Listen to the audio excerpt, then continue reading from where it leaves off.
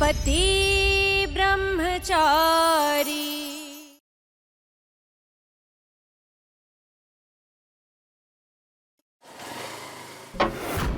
എടാ സൂരജ്, സംശയരോഗിയായ പയ്യനെ പൊക്കിയേക്ക്.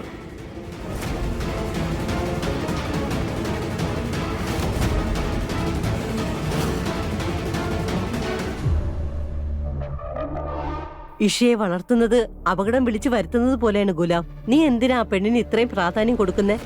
അവളെ നിന്റെയും നിന്റെ രാഷ്ട്രീയ കാര്യങ്ങളിലുള്ള പ്രതീക്ഷയൊക്കെ നശിപ്പിച്ച് കൈ തരും മോനെ. മുത്തശ്ശി പറഞ്ഞത് ശരിയാച്ചാ. ഇഷയുടെ പ്രേമം നമ്മുടെ ബിസിനസിനെയും ബാധിക്കുമെന്ന് അച്ഛന് തോന്നുന്നില്ലേ? അയ്യോ മോനെ, വീണ്ടും നിന്റെ അച്ഛനെ ചോദ്യം ചെയ്യാനുള്ള ധൈര്യം നീ കാണിച്ചു അല്ലേ?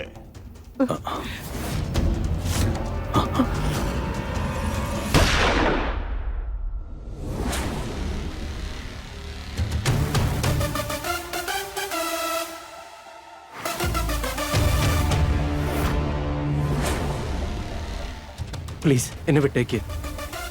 ഞാൻ സത്യമായിട്ട് ഈശ ഒരുപാട് സ്നേഹിക്കുന്നുണ്ട്.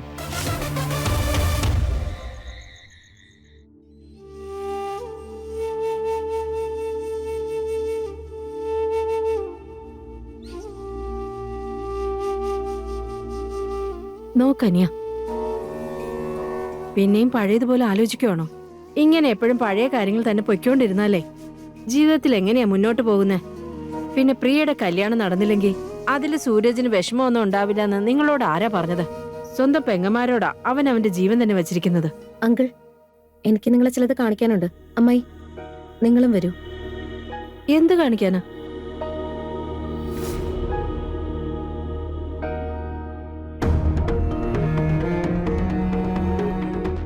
ഇത് നോക്ക്.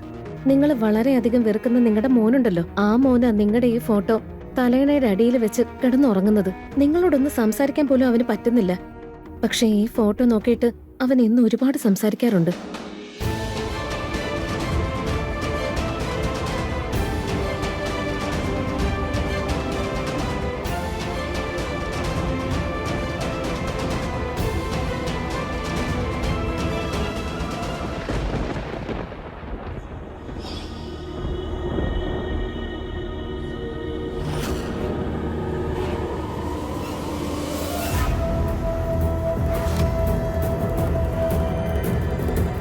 ഈ തോക്കിൽ നിന്റെ ബാഗിൽ എന്താ കാര്യം?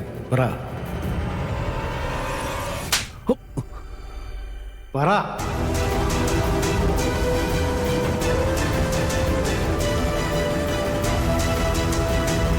ഹലോ, പോലീസ് സ്റ്റേഷനിലെ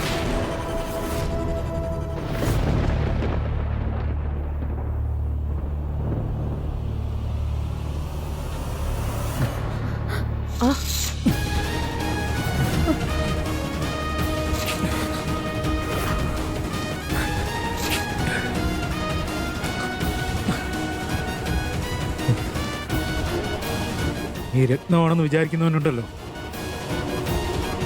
കരിക്കട്ടയാണ്, വെറും കരിക്കട്ട. അതിനെ ഗുലാബ് സിംഗ് അവന്റെ മുഷ്ടിക്കുള്ളിൽ മടക്കി വെച്ചിരിക്കുക. അതുകൊണ്ട് അയാൾക്ക് എപ്പോ വേണമെങ്കിലും എവിടെ വേണമെങ്കിലും തീ കൊടുത്താൻ പറ്റും.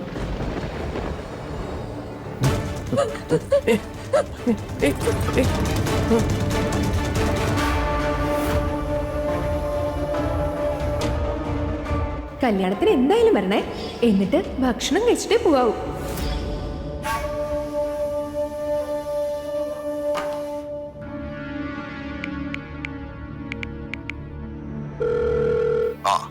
എന്തായി?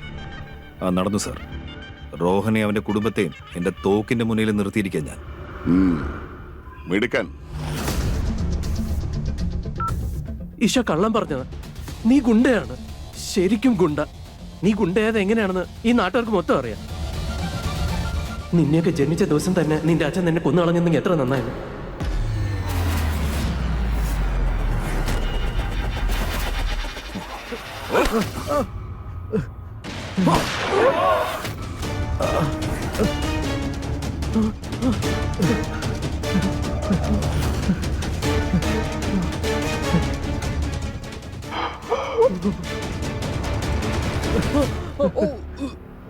ഇനി നീ വാ തുറന്നാലുണ്ടല്ലോ, അടുത്ത ബുള്ളറ്റ് ചൂരിലായിരിക്കില്ല, നിന്റെ വായിലായിരിക്കും പൊട്ടിക്കാൻ പോകുന്നത്. പിന്നെ നിങ്ങളൊക്കെ മുതിർന്നവരാണ്, ബുദ്ധിയുള്ളവരാണ്. ആ ബുദ്ധി ഉപയോഗിച്ച് കാര്യങ്ങളൊക്കെ ശാന്തമായി കൈകാര്യം ചെയ്താ ഞാനും നിങ്ങൾക്ക് ആ ബഹുമാനം തരും. ആദ്യം നിങ്ങൾ മര്യാദയ്ക്ക് അവിടെ ഇരിക്കുക. കാര്യങ്ങളൊക്കെ കഴിയുമ്പോൾ ഞാൻ തന്നെ നിങ്ങളെ വെറുതെ വിട്ടേ. അങ്ങനെ സ്വയം പറന്നുപോയി രക്ഷപ്പെടാൻ മാത്രം എന്റെ കൂടിന്റെ അഴികൾക്ക് അത്ര ബലക്കുറവൊന്നുമില്ല. ഇഷയുടെ കല്യാണം ഞാൻ ആലോചിച്ച് ഉറപ്പിച്ച സ്ഥലത്ത് തന്നെ നടക്കും. അടുത്ത 7 ദിവസം വരെ അവൾ ഇതിനെക്കുറിച്ച് യാതൊന്നും അറിയാൻ പാടില്ല. പക്ഷേ അച്ഛാ, ഇഷ സമ്മതിച്ചില്ലെങ്കിലോ? ഗുലാബ് തീരുമാനിച്ച കാര്യങ്ങളിൽ പിന്നെ സംശയത്തിന് ഇട ഉണ്ടാവാറില്ല മോനെ. അത് ശരി, അങ്ങനെയാ? നന്നായി മോനെ, ഞാൻ എത്ര ഭാഗ്യവതിയാ. അതുകൊണ്ടല്ലേ നിന്നെ പോലൊരു മകനെ എനിക്ക് കിട്ടിയത് തന്നെ. നിങ്ങളുടെ മോന്റെ മിടുക്കിനി നിങ്ങൾ കാണാനിരിക്കുന്നതേ ഉള്ളൂ അമ്മേ. എന്നാലും അടുത്ത 7 ദിവസങ്ങൾ മാത്രം എന്റെ സ്വത്തിനെ നിങ്ങളൊന്ന് സൂക്ഷിച്ചാൽ മതി. ഈഷയുടെ മുഖം ഇപ്പോൾ ഉള്ളതുപോലെ തന്നെ എപ്പോഴും ഉണ്ടാവണം. എടുത്തി, അടുത്ത 7 ദിവസത്തിനുള്ളിൽ എന്റെ വിവാഹമാണെന്ന് എനിക്ക് വിശ്വസിക്കാനേ കഴിയുന്നില്ല. സത്യം പറഞ്ഞാൽ എനിക്കും വിശ്വാസം വരുന്നില്ല. പക്ഷേ സൂര്യ ചെയ്ത കാര്യങ്ങളൊക്കെ കണ്ടപ്പോ എനിക്ക് വല്ലാത്ത ഭയമാണ് തോന്നിയത്. ശരിയാ ചേട്ടത്തി, ഇവളുടെ കാര്യം തീർന്നെന്ന് കരുതി. പക്ഷെ ഇപ്പൊ നോക്കി, അച്ഛൻ നോക്കി പറഞ്ഞ് എല്ലാവരും ഞെട്ടിച്ചു കളഞ്ഞില്ലേ? അതായത് ഇന്ന് വരെ സ്വന്തം മക്കളുടെ കാര്യത്തിൽ എല്ലാ തീരുമാനം എടുത്ത അച്ഛൻ, അതും കുട്ടികൾക്ക് ആ തീരുമാനം ഇഷ്ടമായാലും ഇല്ലെങ്കിലും അദ്ദേഹം ലവ് മാരേജിന് സമ്മതം മൂളി. അതാ എനിക്ക് ഇപ്പോഴും വിശ്വസിക്കാൻ കഴിയാത്തത്. കാരണം അച്ഛൻ എന്നോട് അത്രയ്ക്ക് ഇഷ്ടമുള്ളത് കൊണ്ടാ. നോക്കിക്കോ, ഉടനെ തന്നെ എന്റെ പ്രിൻസ് ചാമിങ് എന്റേതാവാൻ പോവാ. അതുപോലെ ആ ബീസ്റ്റ് എന്നേക്കുമായി ഒഴിഞ്ഞു പോവാൻ പോവാ. അടുത്ത 7 ദിവസവും അവൾ അവളുടെ സ്വപ്ന ലോകത്തിൽ സന്തോഷമായിട്ട് ജീവിക്കട്ടെ. അല്ലാതെ അവൾ അറിയാൻ പോകുന്നില്ല അവൾ കല്യാണം കഴിക്കാൻ പോകുന്നത് റോഹനെയല്ല, ഞാൻ പറഞ്ഞ പൊളിറ്റീഷ്യന്റെ മകനെയാ.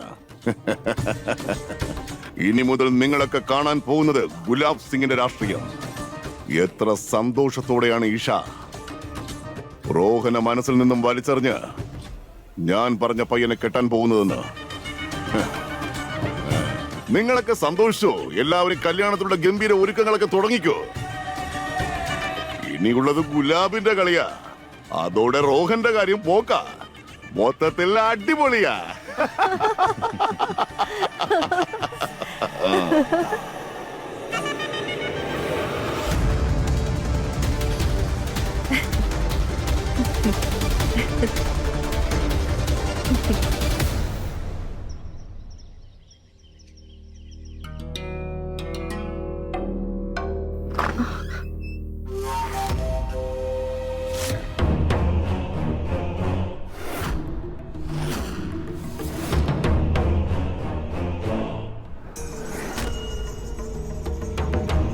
എടുത്തോ, മധുരം കഴിക്കുക.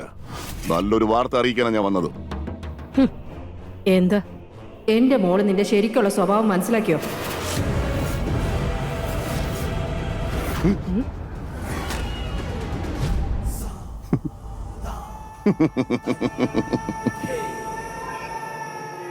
ഉണർന്നിരുന്നിട്ടാ നീ സ്വപ്നം കണ്ടുകൊണ്ടിരിക്കുന്നത് കാവേരി. ഞാൻ നിന്നോട് പറഞ്ഞതല്ലേ, ഈ വീടിന്റെയും നിങ്ങൾ രണ്ടുപേരുടെയും വിധി തീരുമാനിക്കുന്നത് ഞാനാ. ഈ ഞാൻ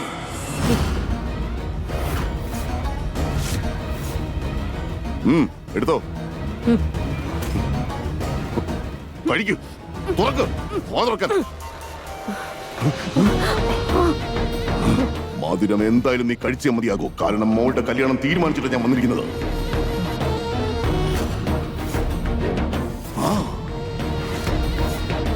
വലിയൊരു രാഷ്ട്രീയ നേതാവിന്റെ മകനെ കെട്ടാൻ പോകുന്നത്. അങ്ങനെ ആ വീട്ടില് രാജകുമാരിയെ പോലെ കഴിയാൻ പോവുക നമ്മുടെ മോള്. അതുപോലെ ഞാൻ എന്റെ രാഷ്ട്രീയ കളികൾ കളിച്ചു തുടങ്ങും. ഇവിടെ നിന്നായിരിക്കും എന്റെ പൊളിറ്റിക്സിലേക്കുള്ള എൻട്രി.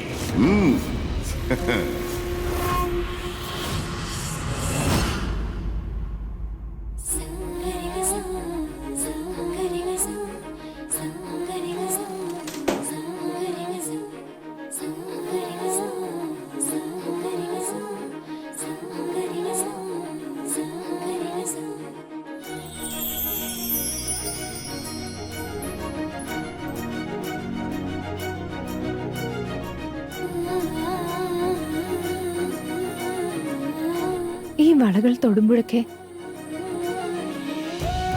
അമ്മ എന്റെ കയ്യിൽ മുറുകെ പിടിച്ചതുപോലെയാ തോന്നുന്നേ. എനിക്കറിയാം, ഇപ്പോ അമ്മ എന്റെ മുന്നിലുണ്ടായിരുന്നെങ്കിൽ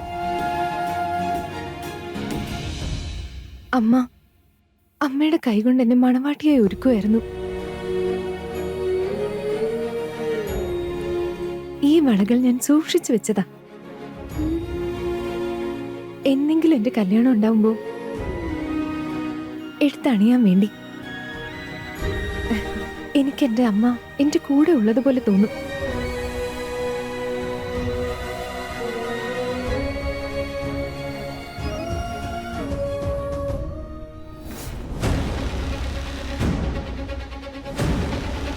ഇന്ന് സന്തോഷിക്കേണ്ട ദിവസം തന്നെയാ. പക്ഷെ ഒരു കാര്യം നീ ഓർമ്മ വെച്ചോ, അമ്മയുടെ സ്നേഹത്തിൽ എത്രമാത്രം സത്യമുണ്ടോ അതേപോലെ ഞാൻ ഈ പറയുന്ന വാക്കിലും സത്യം ഉണ്ടാവും. എൻ്റെ മോൾ അങ്ങനെ ഒരു കല്യാണം കഴിക്കില്ല.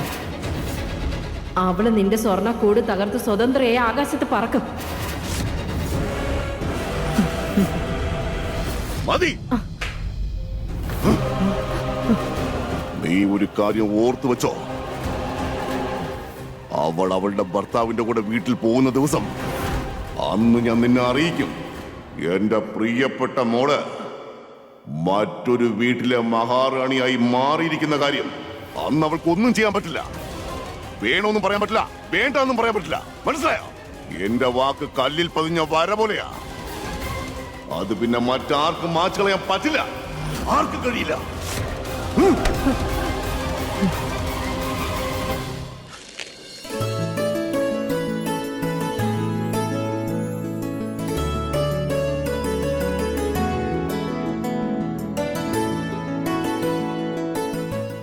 ഇഷ,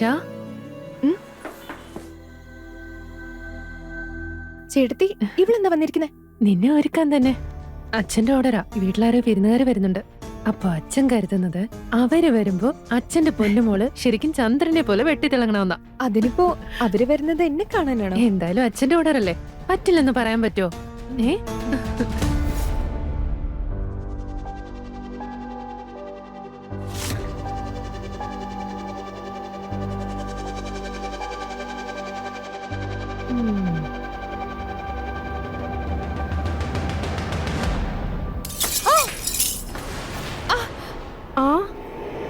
ഇഷ,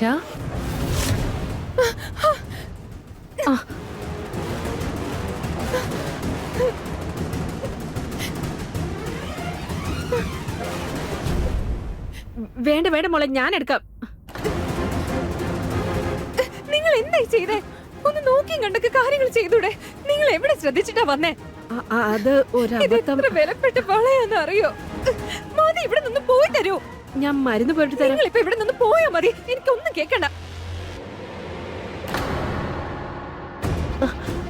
അയ്യോ രാമരാമ, ചോര വരുന്നു.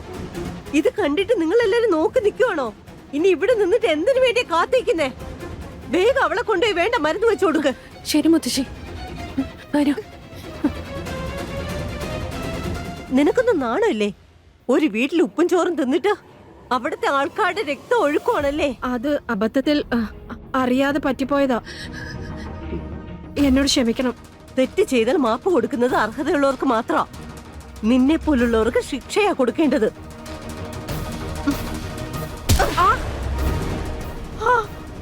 ഇനിയിപ്പോ മുട്ട് വേദനയാണെന്ന് പറഞ്ഞ് ഇരിക്കാൻ നോക്കട്ട. വേഗം എഴുന്നേക്ക്, എന്നിട്ട് വേഗം ജോലികളൊക്കെ തീർക്കാൻ നോക്ക്. ഇഷയെ കാണാൻ പയ്യന്റെ വീട്ടുകാർ വരിക, മനസ്സിലായല്ലോ?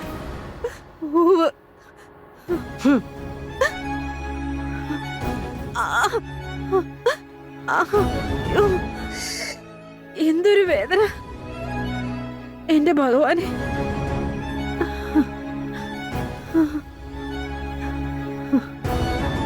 അവളുടെ മുഖം നിങ്ങൾ എല്ലാവരും കൂടി എങ്ങനെയെങ്കിലും വെളുപ്പിച്ചു കൊടുത്താലും അവളുടെ മനസ്സിന്റെ നിറം കറുപ്പ് തന്നെയാ. അവള് ഏത് വീട്ടിലേക്ക് പോയാലും ഒരിക്കലും അവള് സ്വസ്ഥമായിട്ട് ജീവിക്കാൻ പോകുന്നില്ല. ദാ എത്തിയല്ലോ, നമ്മുടെ മഹാറാണിയെ കണ്ടുള്ളൂ.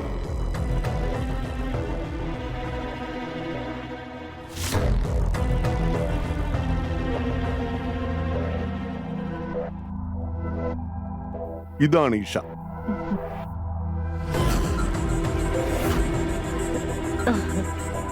അല്ല ഇഷമോളെ ഇങ്ങോട്ട് വാ. വാ വന്ന് ഇവിടെ ഇരിക്കേ. വാ ഇരിക്കേ.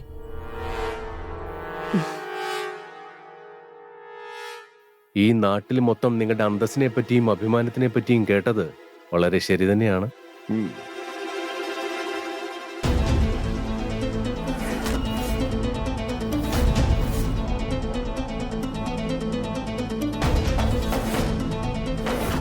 നിങ്ങൾ പറഞ്ഞത് വളരെ ശരിയാ.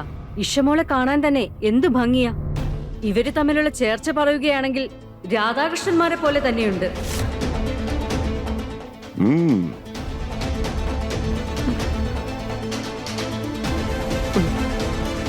എന്റെ അനിയത്തി പഠിത്തത്തിൽ മിടിക്കുക. അവൾ എല്ലാ ക്ലാസ്സിനും ടോപ്പായിരുന്നു. അതുപോലെ എക്സ്ട്രാ കരിക്കുലർ ആക്ടിവിറ്റീസിലും. ആ, മോനെ നിനക്ക് എന്തെങ്കിലും ചോദിക്കാനുണ്ടെങ്കിൽ ചോദിച്ചോ. ആക്ച്വലി എനിക്ക് യാത്ര ചെയ്യാൻ ഒരുപാട് ഇഷ്ടമാണ്. നിങ്ങൾക്ക് പഠിത്തമല്ലാതെ എന്തൊക്കെയാണ് ഇഷ്ടം? ട്രാവലിംഗ് എനിക്കും ഇഷ്ടമുള്ള കാര്യമാണ്. പക്ഷേ അത് ടേസ്റ്റ് ഒക്കെ ഒരേപോലെയാ. കണ്ടോ ഗുലാബ് സാറേ? ഉം? എന്നാൽ ബാക്കി കാര്യങ്ങൾ നമുക്ക് സംസാരിച്ചാലോ? ആ ഒരു മിനിറ്റ് മോളെ, ഇഷയെ കൂട്ടി അകത്തേക്ക് പോയേ. ശരി അച്ഛ. പൊയ്ക്കോ, അകത്തോട്ട് പോ. വരൂ ഇഷ.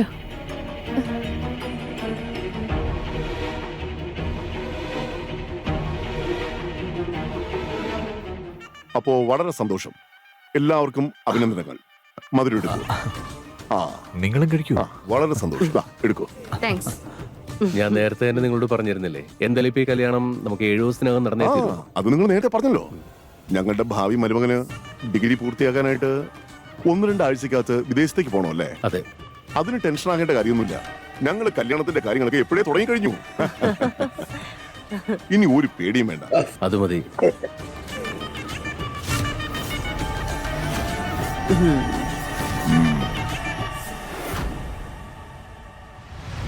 അച്ഛാ, ഇവരൊക്കെ ആരായിരുന്നു?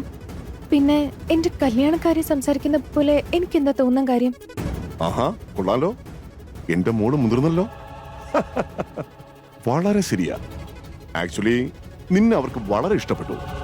ബന്ധം ഉറപ്പിക്കാൻ തന്നെയാ വന്നത്. ആള് വലിയ പാർട്ടി ചെയർമാനാ. അച്ഛനും ഇലക്ഷനുള്ള സീറ്റ് തരുന്നുണ്ട്. പക്ഷേ അച്ഛാ, ഞാനിപ്പോ റോഹനെ വിവാഹം കഴിക്കുന്ന അല്ലേ? അത് ഞാൻ ഇവരോട് പറഞ്ഞു. അപ്പോഴോ അവർ സ്ഥലം വിട്ടു.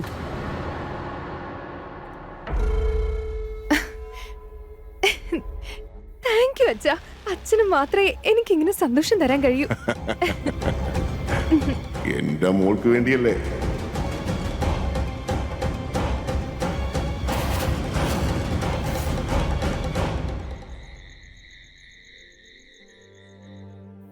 ഓ എന്റെ ഭഗവാനെ, ഞാൻ തോറ്റു. ആ ദുഷ്ടന്മാരോട് ഞാൻ എന്ത് തെറ്റാ ചെയ്തത്? എന്തുമാതിരി തല്ലിയത്. ചുമ്മാതിരുന്ന എന്നെ എവിടെ പിടിച്ച് തള്ളിയിട്ടു. ചേട്ടാ, ആരെങ്കിലും ഇങ്ങനെ മനഃപൂർവ്വം വളയൊക്കെ എറിഞ്ഞു പൊട്ടിക്കോ? അബദ്ധത്തിൽ പറ്റിപ്പോയതല്ലേ. പക്ഷെ ആ നാശം പിടിച്ച പെണ്ണ് വല്ലാതെ അങ്ങ് ഒച്ചു വച്ചപ്പോ ഞാൻ മനഃപൂർവ്വം ചെയ്തെന്നാ എല്ലാവരും കരുതിയേ. പക്ഷെ എന്റെ ഭഗവാനെല്ലാം കാണുന്നുണ്ട്. അദ്ദേഹം നോക്കിക്കോളൂ. ഇഞ്ചിയിട്ട് ചായ കുടിച്ചോളൂ, കുറച്ച് ആശ്വാസം കിട്ടും. എടുക്ക. ആവോ, നന്നായി വരട്ടെ മോളെ. അല്ലമ്മേ, അമ്മ എപ്പോഴും ഇങ്ങനെ സഹിക്കുന്നതിനാ? അവളോട് എന്താ ഒന്നും തിരിച്ചു പറയാത്തെ? അതിപ്പോ ഞാൻ നിങ്ങളോട് എന്ത് പറയാനാ? ചിലപ്പോ നമ്മുടെ നിസ്സഹായാവസ്ഥ നമ്മുടെ വായന നാക്കിനൊക്കെ പൂട്ടിടും. കാരണം ഒരു കാര്യം ഉറപ്പല്ലേ, ജോലി ചെയ്ത ഏറ്റവും കൂടുതൽ പൈസ കിട്ടുന്നത് അവരുടെ വീട്ടിൽ നിന്ന് തന്നെയാ. കാരണം വീട്ടിലെ ചെലവെല്ലാം നമുക്ക് നടക്കണമല്ലോ. അതുകൊണ്ട് അഹങ്കാരി പെണ്ണിനെ ഒന്ന് പൊട്ടിക്കാനും പറ്റുന്നില്ല. അങ്ങനെയെങ്കിലും അമ്മ യേശയ്ക്ക് സ്വപ്നത്തിൽ 101 അടി കൊടുത്തിരിക്കുന്നു. അല്ല, അവര് കൂടുതൽ പൈസ തരുന്നത് ഔദാര്യമൊന്നും അല്ലല്ലോ. എല്ലുമുറിയെ അവരവിടെ പണിയെടുപ്പിക്കുന്നില്ലേ? ഒരു കാര്യം ഞാൻ പറയാം, ഈ ഇൻഡോർ മുഴുവൻ തപ്പിയാലും നിങ്ങളെപ്പോലെ ഒരാളെ അവർക്ക് കിട്ടില്ല. ഇത് മുറ്റത്തെ മുല്ലയ്ക്ക് മണമില്ല എന്ന് പറയുന്ന പോലെ. എന്റെ പൊന്നു മോളെ, നീ എങ്കിലും എന്നെ മനസ്സിലാക്കുന്നുണ്ടല്ലോ. ശരി, അപ്പോ ഇന്നു മുതൽ നിങ്ങൾ എല്ലാവരും എന്നെ വിശ്വസിച്ച് ഇവിടെ ഇരിക്കണ്ട, കേട്ടല്ലോ? നിങ്ങളുടെ കാര്യങ്ങളൊക്കെ അതിന്റേതായ രീതിയിൽ ചെയ്തോളൂ, കേട്ടല്ലോ? പിന്നെ നീയും മഹാറാണി ഒക്കെ കേട്ട് സൂചിച്ച് നിൽക്കുവാണോ? എന്തെങ്കിലും പണിയുണ്ടെങ്കിൽ പോയി ചെയ്യേ, പ്രത്യേകിച്ച് നിന്റേതായ എന്തെങ്കിലും ഉണ്ടെങ്കിൽ. അയ്യോ അമ്മേ, ഞാനല്ലെങ്കിലും എല്ലാ ജോലിയും നിങ്ങൾ പറയുന്നതിന് മുന്നേ ചെയ്യില്ലേ? മഹാ മടിച്ചിയാ. അല്ല അമ്മേ, ആ ഇഷ ഇത്രയും വലിയൊരു കുടുംബത്തിലെ ഒരേ ഒരു പെൺതിരിയല്ലേ? അവൾക്ക് ഏതെങ്കിലും രാജകുമാരനെ തന്നെ ആയിരിക്കും കണ്ടെത്തിയിരിക്കുന്നല്ലേ? ആരെയും അങ്ങനെ കണ്ടെത്തിയിട്ടൊന്നുമില്ല. ആ തലയിരിഞ്ഞ പെണ്ണ് അവിടെ ഇരുന്ന് ഓരോ താളമിടും. അവിടത്തെ മഹാരാജാവാണെങ്കിൽ അവളുടെ താളത്തിനൊത്ത് തുള്ളുകയും ചെയ്യും. പ്രേമിക്കുന്ന ഏതോ ചെറുക്കനാ, അല്ലാതെ രാജകുമാരനൊന്നും അല്ല. എന്നാലും മുതലാളിയാളുടെ ഒറ്റമോളുടെ കല്യാണം അങ്ങനെ ഏതെങ്കിലും ഒരു പയ്യനോട്ടൊക്കെ നടത്തുവോ? എടി, അവൻ എങ്ങനെ ഇരുന്ന ഇവർക്ക് എന്താ? അല്ലെങ്കിൽ തന്നെ ഇവർക്ക് ഇട്ടുമൂടാനുള്ള കാശില്ലേ? അവളുടെ പേര് തന്നെ ഇഷ്ടം പോലെ സ്വത്തുണ്ട്. അപ്പൊ പിന്നെ അവനും പൈസക്കാരനായില്ലേ? ശരി സാർ. ഇഷ ഇപ്പൊ ആ ഒരു മൂഢ സ്വർഗത്തിൽ തന്നെ ജീവിച്ചോട്ടെ. അവൾക്ക് ഇഷ്ടപ്പെട്ട വിവാഹം തന്നെ നടക്കും അവൾ കരുതട്ടെ. പക്ഷെ അങ്ങനെ ഒരിക്കലും സംഭവിക്കില്ല. അവളുടെ കല്യാണം ഞാൻ തീരുമാനിച്ചതുപോലെ മാത്രമേ നടക്കൂ. ഞാൻ പറഞ്ഞ ആ വലിയ പൊളിറ്റീഷ്യന്റെ മകനോടൊപ്പം തന്നെയാണ്. ഇപ്പോൾ അവൾ ആകാശത്ത് വേണ്ടുവോളം ഉയർന്ന് പറന്നോട്ടെ. സമയം വരുമ്പോ ഞാൻ തന്നെ അവളുടെ ചിറകുകളൊക്കെ അരിഞ്ഞ് തള്ളും. എന്തായാലും ഈ അമ്മയുടെ ശാപം അവൾക്ക് കിട്ടിക്കഴിഞ്ഞു. ഇഷയുടെ കല്യാണം അവൾ ഇഷ്ടപ്പെടുന്ന പയ്യനുമായിട്ടായിരിക്കില്ല, മറിച്ച് സാറിന് ഇഷ്ടപ്പെട്ട പയ്യനോടൊപ്പമായിരിക്കും കല്യാണം നടത്തുന്നത്. അതുകൊണ്ട് അവൾ ഇപ്പൊ കാണുന്ന സ്വപ്നം ഒരിക്കലും നടക്കുമെന്ന് എനിക്ക് തോന്നുന്നില്ല. ഓ, എന്തൊരു വേദന! മനുഷ്യനാകെ വയ്യാതായി. അതിഥി, മറ്റുള്ളവരുടെ കാര്യത്തിലൊക്കെ നിനക്ക് വേണ്ടത്ര ശ്രദ്ധയുണ്ട്. കുറച്ചൊക്കെ നിന്റെ വീട്ടിലെ കാര്യങ്ങൾ നോക്ക്. സമയം എത്ര നോക്കിയേ? മതി മതി, നിന്റെ വീട്ടിലോട്ട് പോ. മരുമോൻ വരേണ്ട സമയമായി കാണും. പിന്നെ ക്ഷീണിച്ചു വരുന്ന അവൻ തന്നെ പിന്നെ അടുക്കളയിലും കയറേണ്ടി വരും. എന്നാ ശരി, പോയി പണി നോക്ക്. എന്നാ ശരി, ഇവിടെ ഇരുന്ന് ഇങ്ങനെ ഇരുന്നോളൂ.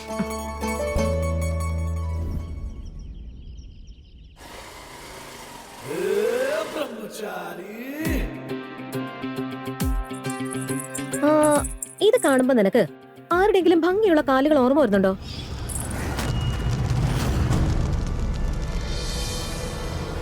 അതെ, ഇതെന്താ കത്തിക്കാതിരുന്നേ? വലിച്ചെറിഞ്ഞേ.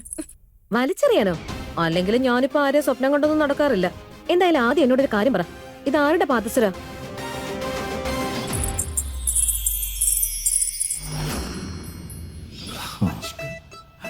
എന്തായാലും നീ ചിന്തിക്കുന്ന പോലെ ഒന്നുമില്ല, മനസ്സിലായോ? ആഹാ, അപ്പൊ നിനക്ക് മറ്റുള്ളവരുടെ മനസ്സ് വായിക്കാൻ അറിയാലേ? മിടുക്കനാവാൻ നിൽക്കണ്ട, മര്യാദയ്ക്ക് കാര്യം പറ.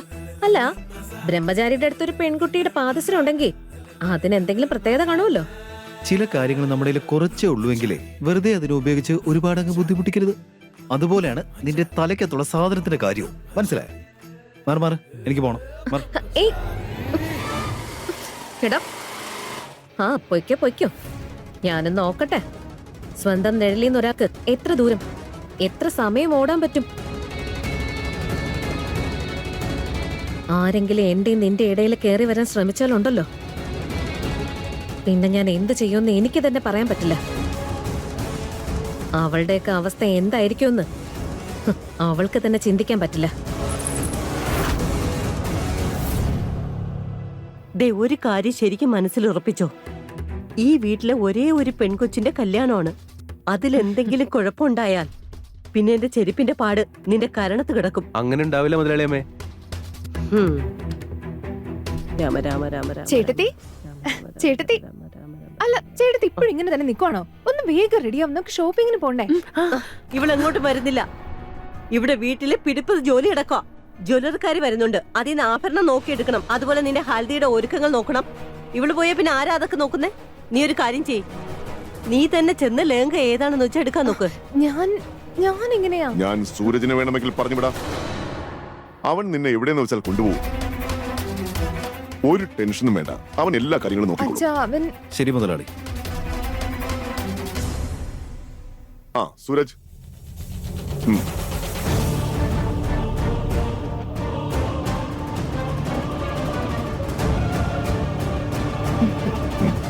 ഇന്ന് എനിക്ക് വളരെ സന്തോഷമുള്ളതുകൊണ്ട് ഈ ഗുണ്ടയായ ബ്രഹ്മചാരിയെ ഞാൻ വളരെ സന്തോഷത്തോടെ തന്നെ നേരിടും.